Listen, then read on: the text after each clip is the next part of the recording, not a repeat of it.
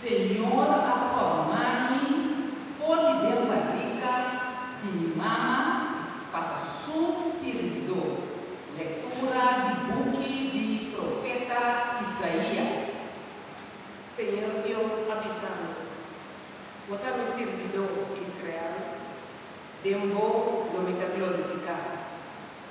Y después, Señor Dios, que a formar-me por barriga de mi mama para mi su servidor, para mi hijo y descendiente de Jacob ver cerca de para mi reunir cerca de el pueblo de Israel. Para sombra, mi estaba a orar en vista del Señor, y mi Dios abriera mi fortaleza. Avisando, no es suficiente botar mi servidor para restaurar el tribunal de Jacob y trazer tudo que sobreviviente de Israel ver. A melhor seguro de tudo é a para mi salvación, por llegar al punto extremo del mundo. Palabra de Dios. Nos alabamos, Senhor. Salmo responsorial, Salmo 40. E Efraimisa, atame, Senhor, e também faz boa vontade.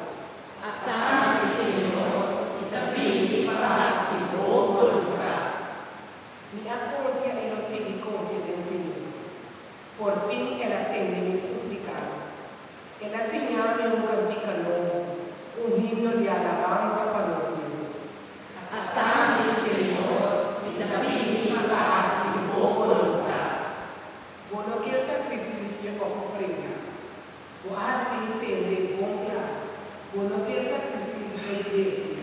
Me ofrenda a raia para Atame, Senhor, e também faz boa vontade.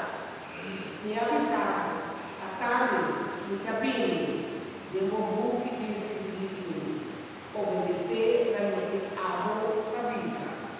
Essa pessoa, oh meu Deus, para minha alegria. Atame, Senhor, e também faz boa vontade.